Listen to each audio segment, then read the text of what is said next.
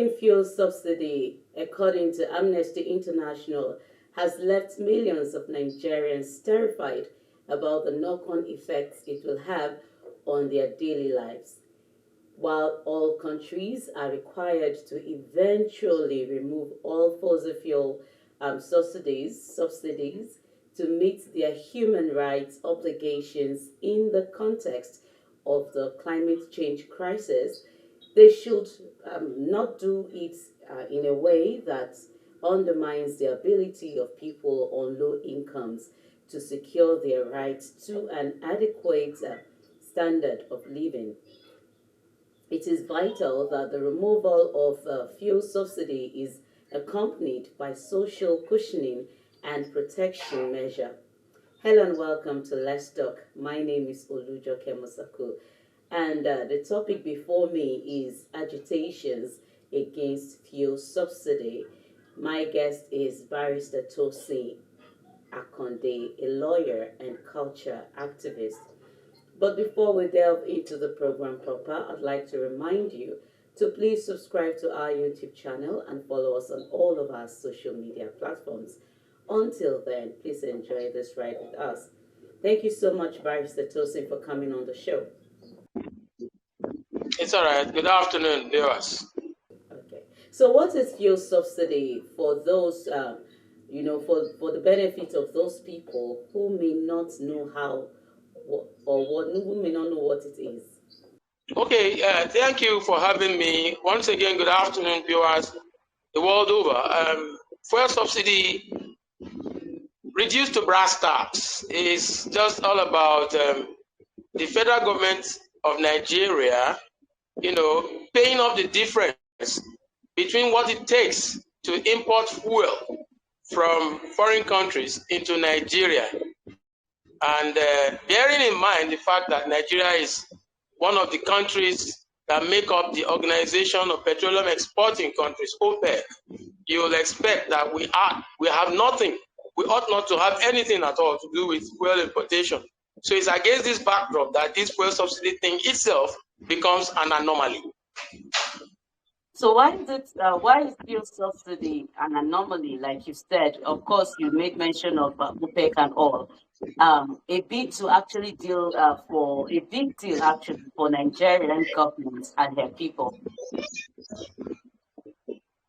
Yeah, it's an anomaly, like I said, because Nigeria is one of the leading countries when it comes to crude oil production and exportation.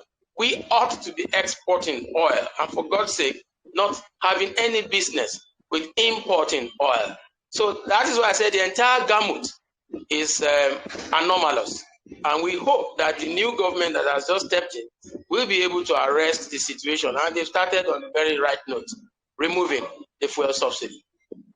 Now, Tinubu was in a meeting with some traditional rulers, maybe yesterday or so, and yes, he said that while at the meeting, I would like to quickly quote it.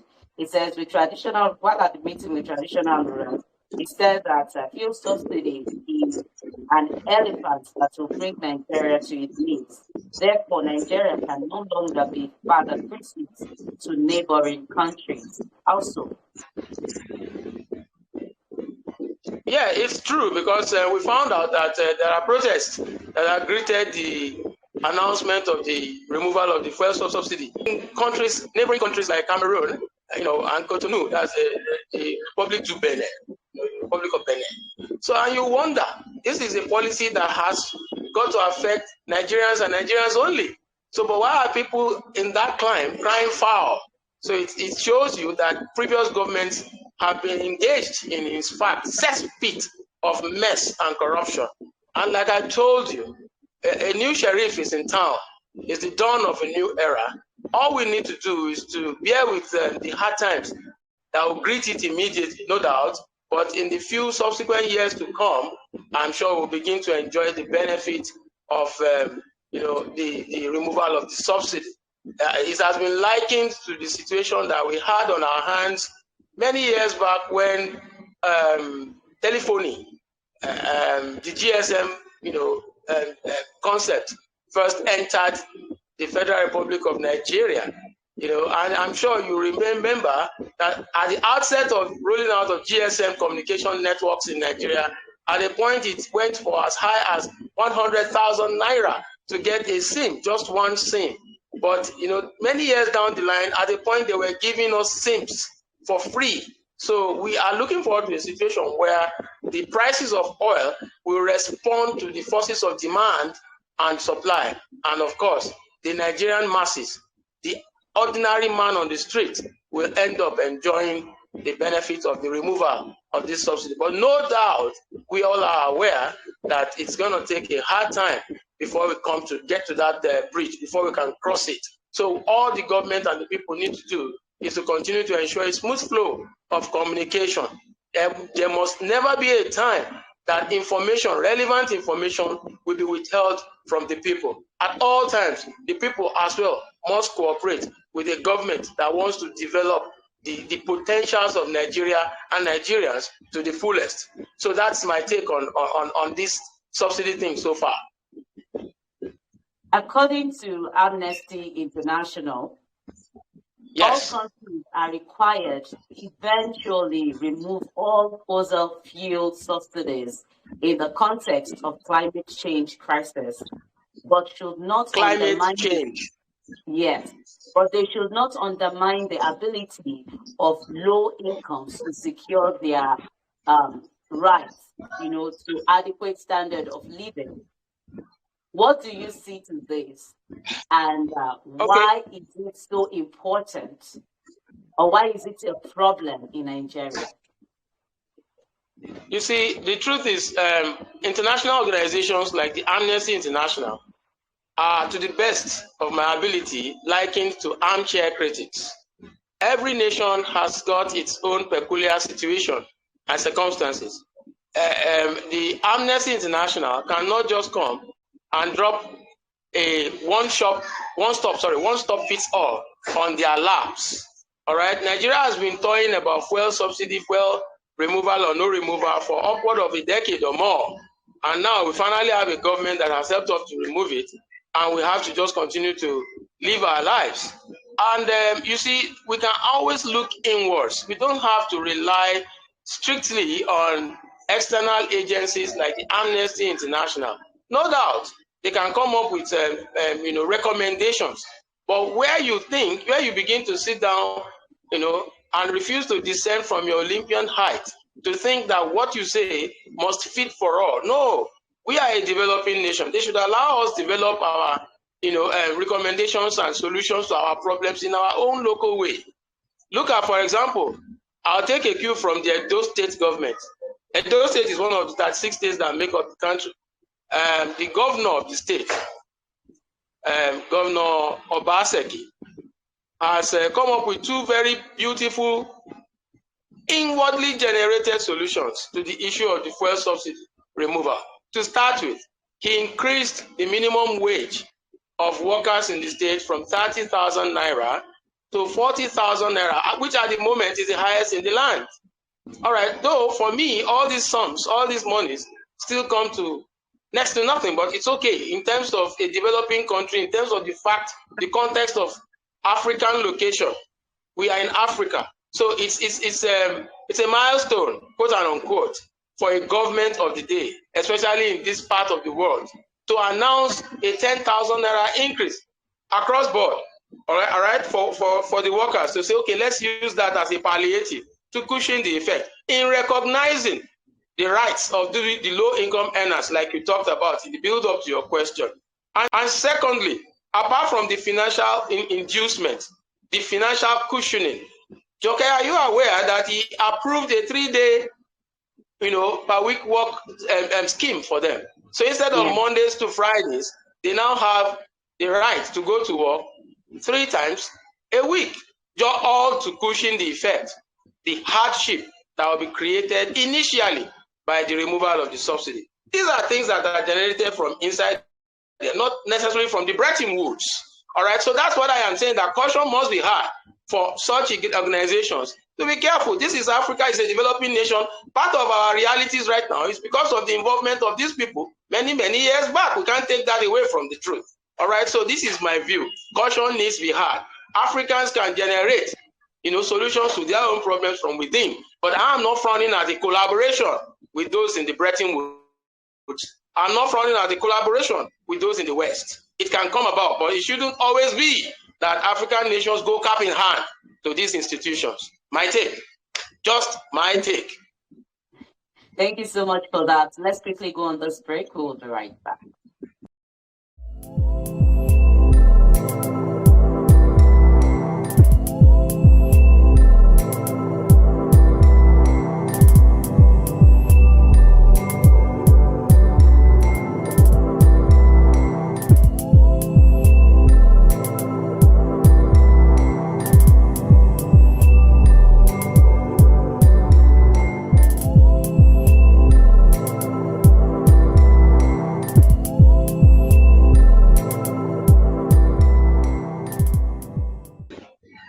Welcome back. If you're just joining us, the program is Let's Talk on DNT Work. I've been speaking with Barrister Tosin Akande. He is a lawyer and culture activist, and we've been discussing agitations against fuel subsidy.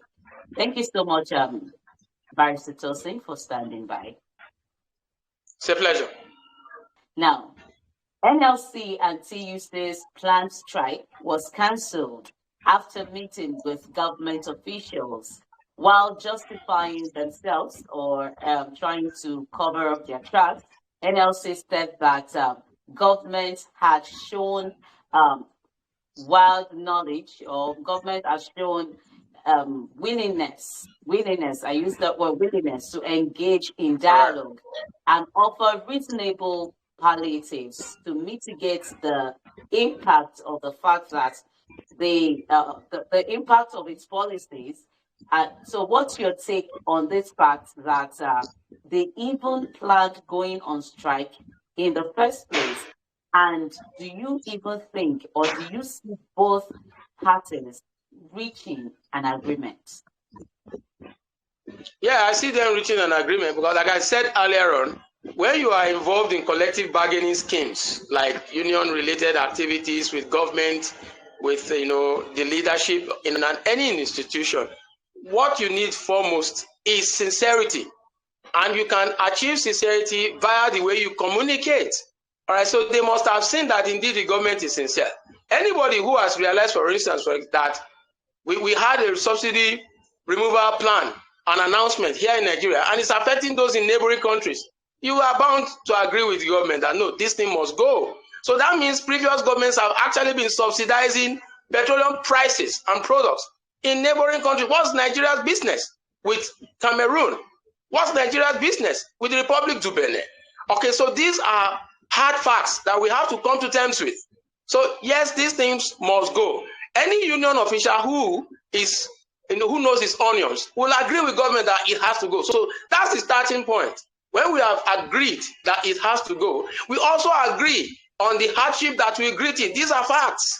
We also agree that there's going to be, light at the end of the tunnel. So that is why I say I see them jaw-jawing. I see them, coming to terms. There's no point saying that we have to go on strike. Why do we have to go on strike when in the end we will shoot ourselves in the leg?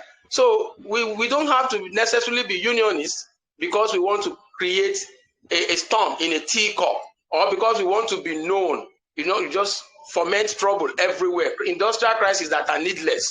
We need money in the country. We need to keep working and keep our GDP high to ensure that indeed, and at the end of the day, the masses of this country are able to have a turnaround, from government. And that's just my thing. I'm not surprised that they shelved their plans. They must have been told the truth. Unlike in previous times when government officials, hid facts, and like nobody knew, for instance, that Nigeria's subsidy policy and program was benefiting other countries. All right, so these are some of these. It's not rocket science. They must drop their plans to go on strike. They must work with this government. Now, I see that for everything that goes wrong in Nigeria, strike is always the first step, or the major action that is being put in place. And I know that when they were planning this strike, they also called on ASU to join them. We all know that ASU just got off a strike, just ended a strike, which has also affected the students. Now, do you think, would you advise or do you always support the strike actions that they take as a result of fighting the government? No, no, no. I just said that a while ago, that you don't get into unionism because you just want to be known or you want to create industrial crisis. Strictly for that. But that strike is a last resort. So every person who is an analyst of human resource practice, be it in the past, traditional or conservative methods, or in present, the strike option should be the last and never the first. And so some of the things that you're supposed to do, meet with the officials of government, do brainstorming like they are doing. So that attitude of calling on sister, industrial unions that let's form a strike, it's beneath them, it's appalling, it's not necessary. That's not what we need. It's counterproductive. In fact, in the end, it's counterproductive, and we don't need that. So we expect nicer things to be coming in from both the labor unions and from the government officials. It takes two to tango, not just one, the two. And so far, so good. It's nice. Thank you for that. Now, still discussing union matter. CUC has demanded for a 200,000 naira minimum wage to cushion the effects of fuel subsidy removal. Do you think this is reasonable on the part of trade union That is Congress politicking. and Joke, that is for politicking. That is politicking. It's okay. I'm sure they will meet with something more reasonable as an offer or counter offer from the government. People are allowed freedom of expression. That's what they think they need. All right, but reality will set in, and everybody's gonna have breakfast, as we say in colloquial language in Nigeria now. So that one is allowed. It's politicking. I'm sure government is gonna give them something more realistic as a counter offer. All right. Now, looking at Nigeria as a whole with this new government, what do you foresee? I see hope. I see hope. The guy, the president in the saddle now, President Bola Tinubu, has said is his hope renewed. So, and I see him walking the talk. All right. So let's give him some chance. Honestly, let's give him some chance. I don't like politics. I don't do it. Let's just give him some chance. He has started well, and we pray. The only error I think he made was that he should have placed the cart, right, the horse before the cart. He should have still carried some of these cabals along, that look, we want to start on a clean page. He's not starting with them, he's not carrying them along, was what made them begin to decide that let's make the government ungovernable for him. That feeling that doesn't he know that we are the ones that have been there before he assumed power. All right, so, but then I think all of that would have been taken care of now. I see hope at the end of the day for the masses. So what would be your advice to Nigeria on a final note? We keep working hard. We keep hoping for the best, even at a personal level. Nobody wants to be a sadist. We all hope for the best. Let's keep hoping for the best. Let's take tribal politics, ethnicity aside. Let's tear it down and let's see what we can do. There's a lot that the African race is blessed with. Let's tap the potentials in Africa. And first of all and foremost, wake up the giant that is inborn within us, the giant that is latent. We need to wake it up and begin to do the best. Anything that's going to portray us first in good light, whatever will portray Nigeria also in good light, that is what we should be doing. That is what we should be embarking upon. And we should seek to cooperate with ourselves. If one part of our land is trying to move forward and the other part has decided that, look, let us come backwards, then we will be backwards. But we need to move forward. And we wish our people all the best. For me, as an individual, I'll keep doing what will portray my country right, in the right light, in the Committee of Nations. Forza Nigeria.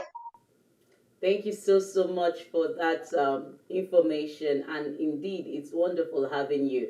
I wish you could continue because I know you have so much to give to us, but we have to go. It's all right. Thank you, Joke. You're welcome. Thank you too for being part of the show. It's nice having you always, looking and watching DNT work. And please remember to subscribe to our YouTube channel and follow us on all of our social media platforms. Do have a good one.